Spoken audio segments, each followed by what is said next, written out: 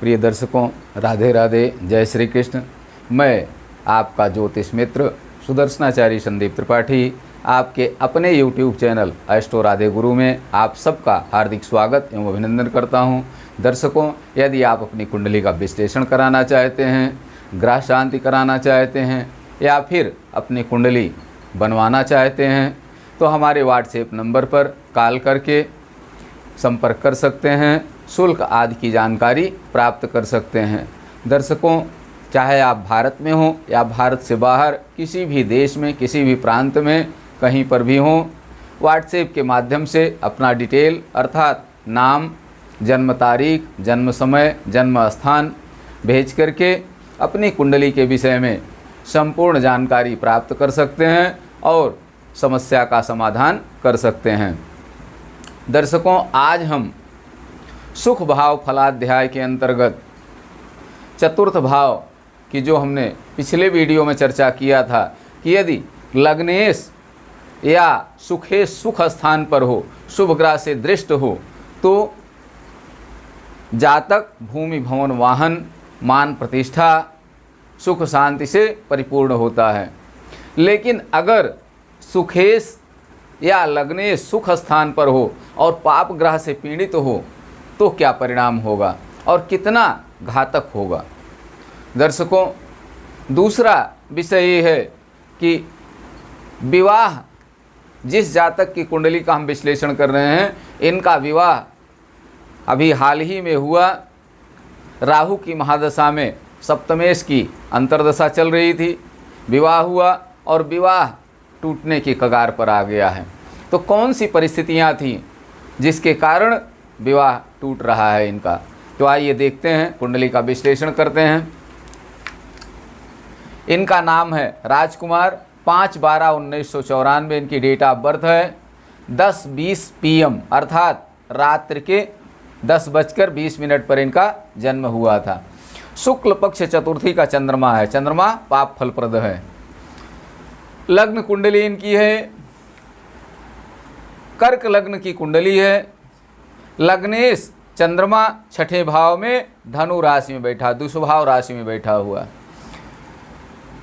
भाग्येश बृहस्पति भाग्य स्थान पर मीन राशि है। भाग्येश बृहस्पति पंचम भाव में है, सूर्य बुध के साथ में। सूर्य द्वितीयेश है, बुध द्वादशेश और तृतीयेश होकर के साथ में बैठा हुआ है।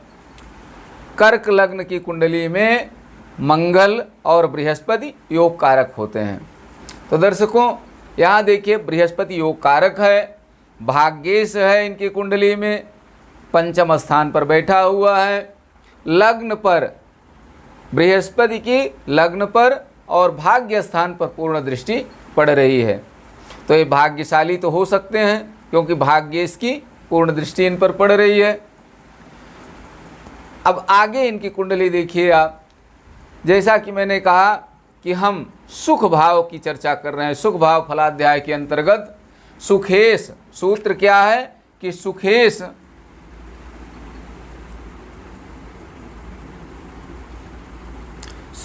सुख स्थान पर हो,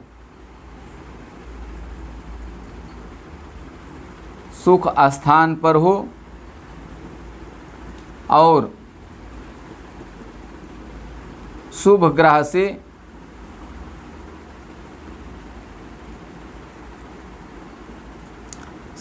दृष्ट हो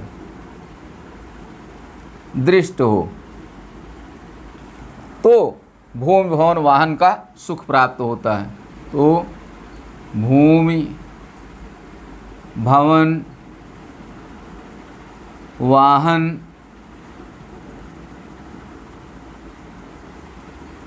का पूर्ण सुख प्राप्त होता है।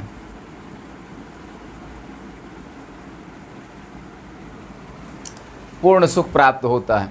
सुखेश अर्थात चतुर्थ भाव का स्वामी चतुर्थ भाव में हो या लग्नेश चतुर्थ भाव में हो और उस पर शुभ ग्रह की दृष्टि पड़ रही हो तो जातक पूर्ण सुखी होता है। अब यहाँ देखिए, सुखेश कर्क लग्न की कुंडली है, सुख स्थान पर तुला राशि है। तुला का स्वामी शुक्र है। शुक्र की दो राशियां हैं, कौन? तुला और वृष। तो यहाँ शुक्र क्या है? शुक्र चतुर्थेश और एकादशेश होकर सुख स्थान पर बैठा हुआ है। सुखेश सुख स्थान पर हो, आधा तो सूत्र हमारा लागू हो रहा है, सुखेश सुख स्थान पर। और शुभ ग्रह से दृष्ट हो, आगे देखिए क्या शुभ ग्रह, किसी शुभ ग्रह की इस पर दृष्टि पड़ रही है। बृहस्पति यहाँ द्वितीय भाव में, शुक्र से द्वितीय भाव में बैठा हुआ है। किसी शुभ ग्रह की इस पर, शुक्र पर पूर्ण दृष्टि नहीं पड़ रही है। राहु साथ में बल्कि पापक ग्रह बैठा हुआ, केतु की पूर्ण दृष्टि पड़ रही है। राहु और केतु युति और दृष्टि दे रहे हैं शुक्र के साथ में। तो ऐसी स्थिति में सुखे सुख स्थान पर है, इनको खाने पीने की तो दिक्कत नहीं होगी, कहीं ना कहीं से व्यवस्था जरूर होगी।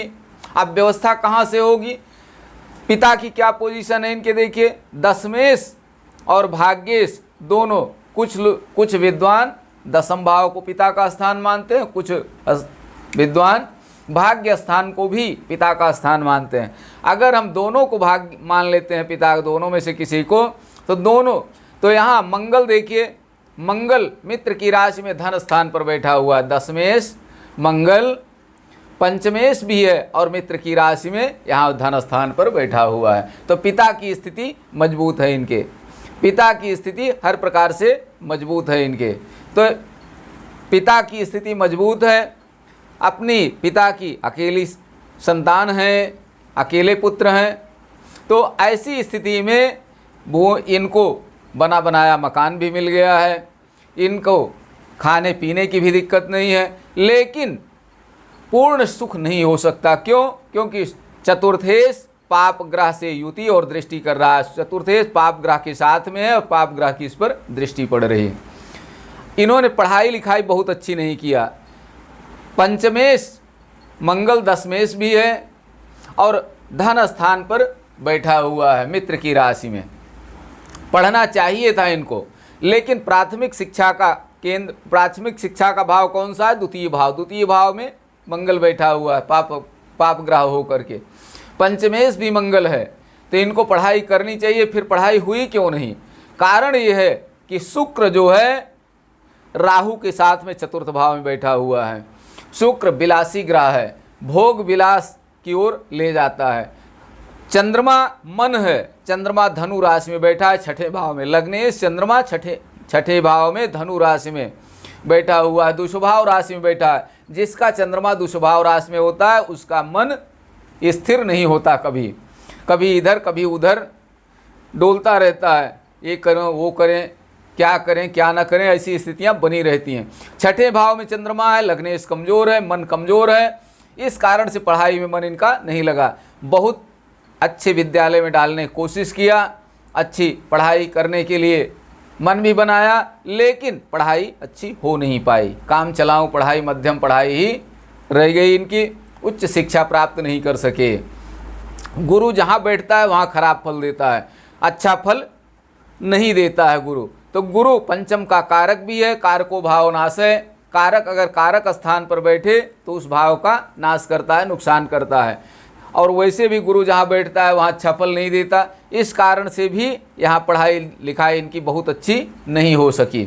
सूर्य जरूर पंचम भाव में बैठा हुआ है, बुध साथ में बैठा हुआ है। बुध भी पाप फलप्रद है, कर्क राशि के लिए बुध पाप फलप्रद है और जन्म के समय अस्त है, तो बुध का तो कोई प्रभाव रहा ही नहीं।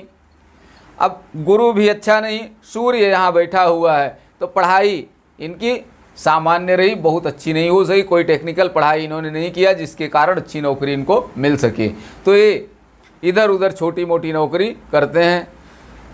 विलासिता की तरफ अधिक ध्यान होने के कारण, मन चंचल होने के कारण इनका पढ़ाई अच्छी नहीं हो सकी। दर्शकों, अगर एक ग्रह कुंडली में खराब हो, जैसे एक मछली पूरे तालाब को गंदा कर देती है, वैसे ही अगर एक ग्रह कुंडली में खराब हो जाए तो सब कुछ नष्ट कर देता है, पूरी कुंडली का विश्लेषण खराब कर देता है। यहाँ शुक्र सुख स्थान पर है, राहु साथ में बैठ गया, तो सुख सुविधाएं कितनी हो, जितनी हो उतना ही कम है। बस उसी दृष्टि में खाने पीने सोने पहनने की अच्छी व्यवस्था हो, उसी में मन लगा रहा है इनका, जिसके कारण ये व्यवस्थाएं बिगड़ती रही, पढ़ाई लिखाई अच्छी नहीं हो सकी इनकी। अगर हम लग्न कुंडली में देखें तो मंगल पंचमेश और दशमेश होकर द्वितीय स्थान पर है, लेकिन चलित कुंडली में मंगल अपनी नीच राशि में बैठा हुआ है लग्न में।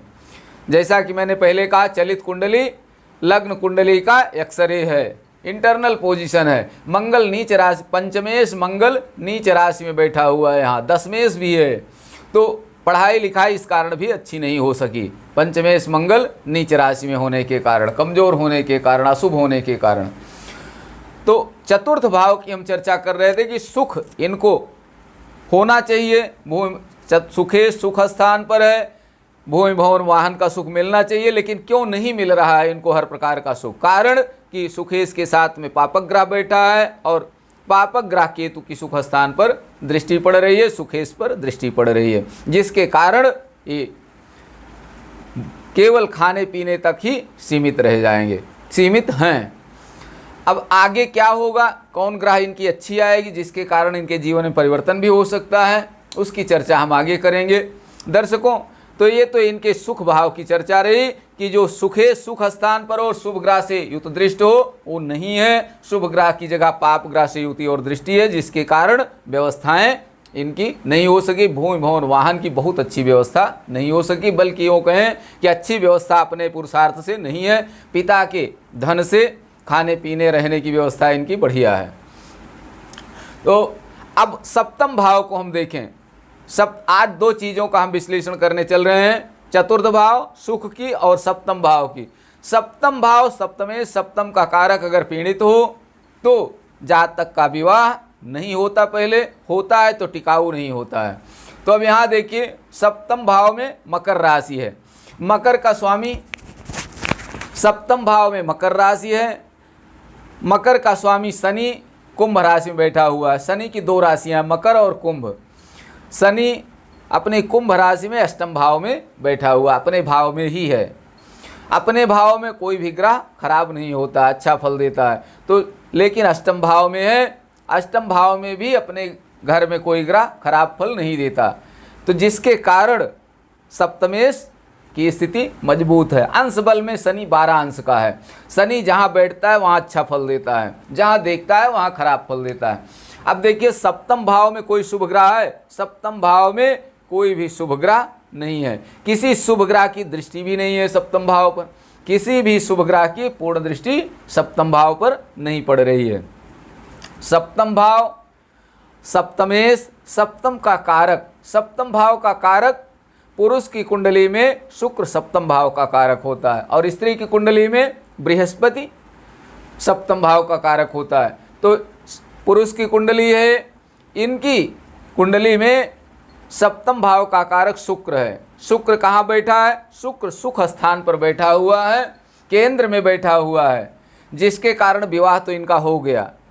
लेकिन राहु साथ में है, केतु की पूर्ण दृष्टि पड़ रही है, और चलित कुंडली में मंगल की भी पूर्ण दृष्टि, मंगल की चतुर्थ दृष्टि शुक्र और राहु पर पड़ रही है। सप्तम के कारक शुक्र पर मंगल की पूर्ण दृष्टि पड़ रही है, मंगल की पूर्ण दृष्टि सप्तम भाव पर पड़ रही है और मंगल की पूर्ण दृष्टि सप्तमेश पर पड़ रही है। यहाँ देखिए, मंगल की पूर्ण दृष्टि सप्तमेश पर पड़ रही है, लग्न कुंडली में मंगल की पूर्ण दृष्टि सप्तमेश पर पड़ रही है। राहु की पंचम पूर्ण दृष्टि शनि पर पड़ रही है, सप्तमेश पर पड़ रही है। सप्तमेश शनि पर मंगल की भी पूर्ण दृष्टि है और राहु की भी पंचम पूर्ण दृष्टि सप्तमेश पर पड़ रही है। राहु बृहस्पति की तरह 5वें और 9वें भाव को भी पूर्ण दृष्टि से देखता है। तो सप्तमेश पूरी तरह से पीड़ित है, मंगल और राहु की पूर्ण दृष्टि इस पर पड़ रही है, अष्टम भाव में बैठा हुआ है। अष्टम भाव में है लेकिन मजबूत है, शनि अपने घर में है, जिसके कारण इनका विवाह हो गया। दो चीज़ें थी, शुक्र सप्तम का कारक शुक्र केंद्र में है, मजबूत स्थिति में है, स्वगृही है, पाप ग्रह से जरूर पीड़ित है लेकिन स्वगृही है, और शनि अपने घर में बैठा हुआ है, सप्तमेश शनि अपने मूल त्रिकोण में है। इस कारण से विवाह इनका हो गया, लेकिन टिकाऊ नहीं हुआ। क्यों? बहुत जल्दी ही टूट गया। इस समय राहु में शनि की महादशा चल रही है और 12 अक्टूबर 2022 से 18 अगस्त 2025 तक राहु की महादशा में शनि की अंतर्दशा इनकी कुंडली में चल रही है। इसी बीच में इनका विवाह हुआ और 1 साल के अंदर ही विवाह इनका लगभग टूटने की कगार पर है। तो कारण यही है कि विवाह तो हो गया, सप्तम का कारक शुक्र केंद्र में स्वगृही होकर बैठा हुआ है और सप्तमेश मजबूत स्थिति में, जिससे विवाह हो गया। लेकिन सप्तम का कारक शुक्र राहु और केतु से पीड़ित है, सप्तमेश मंगल से पीड़ित है। मंगल की पूर्ण दृष्टि सप्तम के कारक शुक्र पर पड़ रही है, अर्थात सप्तम भाव, सप्तमेश, सप्तम का कारक तीनों पाप पीड़ित है, जिसके कारण विवाह इनका टूटने की कगार पर है। अब अगली समस्या ये है कि अगर विवाह टूट जाता है तो क्या दूसरा विवाह होगा इनका? दर्शकों, राहु की महादशा में शनि की अंतर्दशा चल रही है। राहु शनि, जैसा कि मैंने कहा, लग्न से अष्टम भाव में शनि बैठा हुआ है सप्तमेश, लेकिन शनि मजबूत पोजीशन में, अपनी मूल त्रिकोण राशि में है अष्टम में, तो बहुत खराब नहीं है शनि। और दूसरी चीज, राहु कहाँ बैठा है? राहु केंद्र में है, राहु की महादशा चल रही। केंद्र और त्रिकोण में राहु और केतु अच्छा फल भी देते हैं, हमेशा खराब फल नहीं देते। और योग कारक ग्रह के साथ में बैठा हुआ है, केंद्र के स्वामी के साथ में राहु बैठा हुआ है, इस कारण से राहु योग कारक है, राहु अच्छा फल भी देगा। तो राहु की महादशा में शनि की अंतर्दशा है। राहु जहाँ बैठा है महादशानाथ से अंतर्दशानाथ पंचम भाव में बैठा है, 1 2 3 4 5, पाँचवें भाव में बैठा हुआ है। तो राहु की महादशा में शनि की अंतर्दशा इनकी बहुत खराब नहीं जाएगी, कारण कि शनि महादशानाथ से पंचम भाव में है, लग्न से जरूर अष्टम में है, लेकिन स्वगृही है। ऐसी स्थिति में शनि की दशा बहुत खराब इनकी नहीं जाएगी।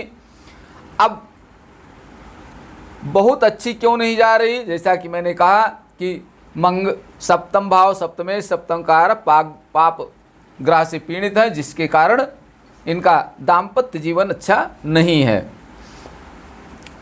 और कुछ कमियां इनमें भी हैं। चंद्रमा लग्नेश होकर के छठे भाव में बैठा हुआ है, धनु राशि में है, चंद्रमा खराब है। शुक्ल पक्ष चतुर्थी का चंद्रमा है, शुक्ल पक्ष चतुर्थी तक चंद्रमा क्षीण होता है, तो क्षीण चंद्रमा पाप फलप्रद है। चंद्रमा यहाँ बैठा हुआ है छठे भाव में, कमज़ोर है, और छठे भाव में जाने से और भी कमज़ोर हो गया, जिसके कारण इनका मन भी संतुलित नहीं है।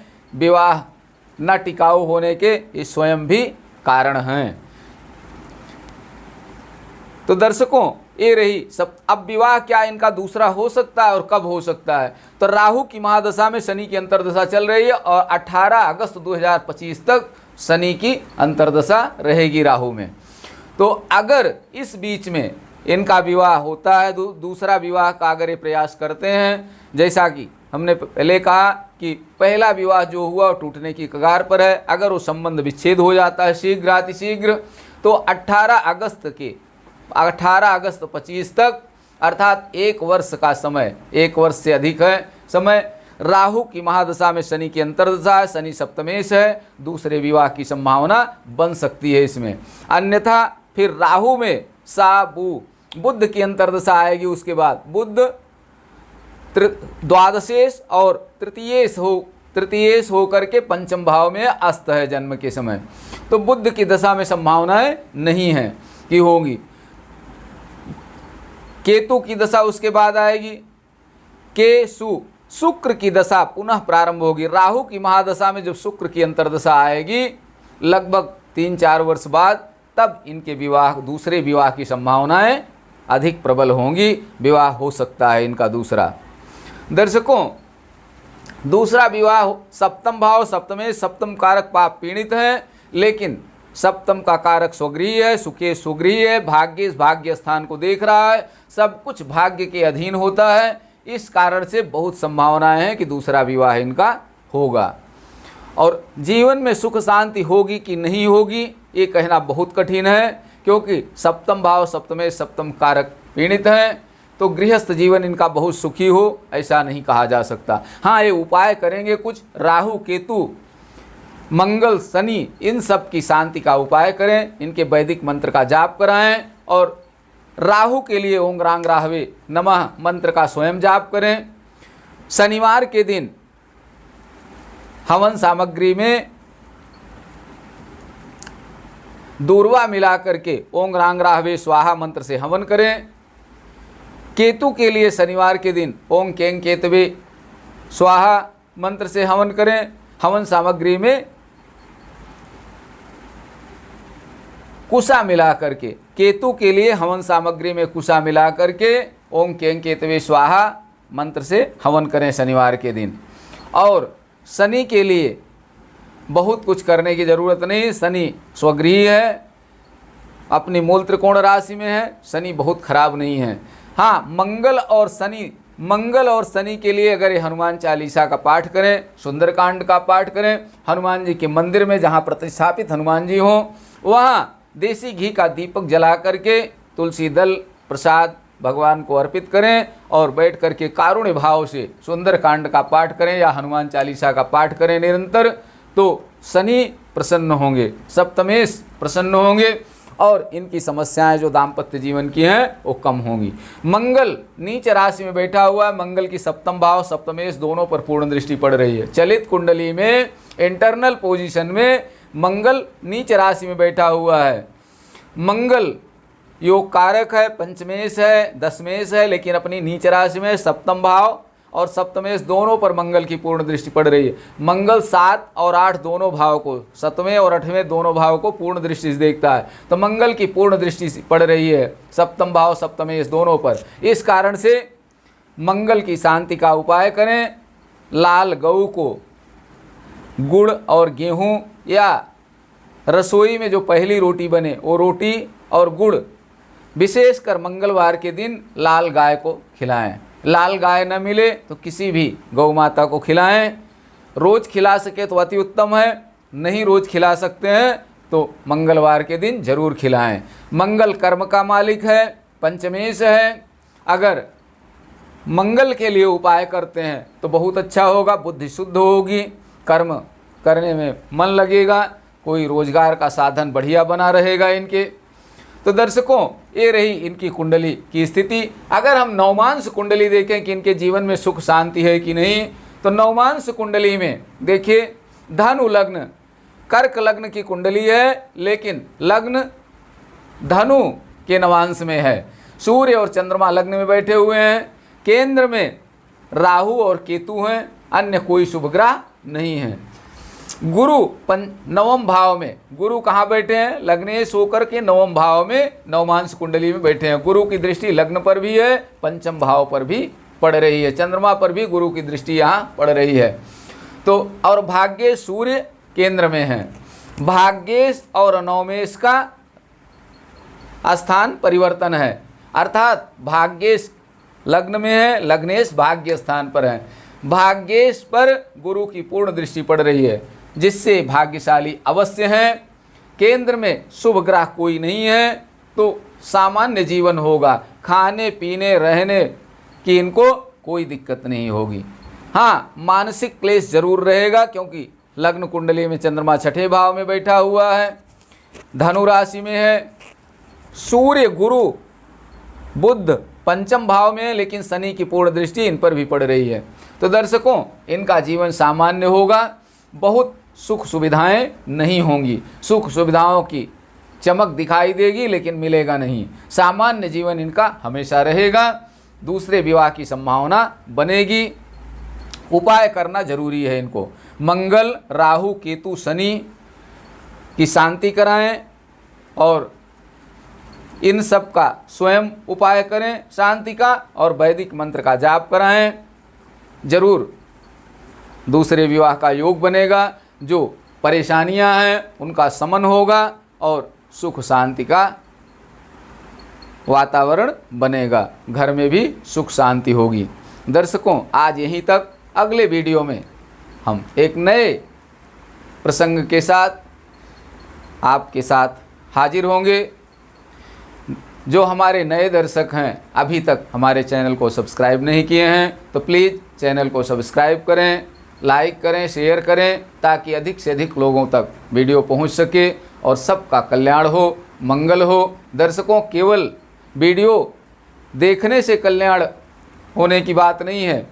मैंने पहले भी आपसे कहा कि मैं हर दिन अपने सब्सक्राइबर्स के लिए महाविद्या के पाठ से हवन करता हूँ। जितने हमारे सब्सक्राइबर हैं उन सब का कल्याण होगा, मंगल होगा। इसलिए ज़रूर चैनल को सब्सक्राइब करें ताकि आपका मंगल हो, शुभ हो, आप सुखी रहेंगे। आपके लिए हम कुछ कर रहे हैं तो हमें भी आनंद आएगा, हमें भी शांति मिलेगी। आज यहीं तक, अगले वीडियो में फिर हम आपसे मिलेंगे। तब तक के लिए आप सबको राधे राधे, जय श्री कृष्ण। आप सब स्वस्थ रहें, मस्त रहें, हंसते मुस्कुराते रहें। जय हिंद।